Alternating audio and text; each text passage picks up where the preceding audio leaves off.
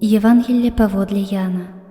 Езус сказаў сваім вучням: «Я сапраўдная вінаградная лаза, а Айцец мой вінаградар. Кожную галінку ува мне, якая не прыносіць плоду, Ён адразае, і кожную, якая дае плод, Ён ачышчае, каб давала яшчэ больш пладоў.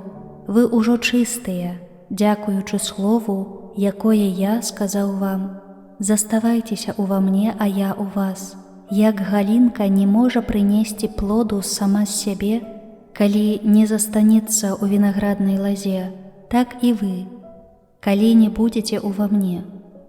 Я вінаградная лаза, вы галіны.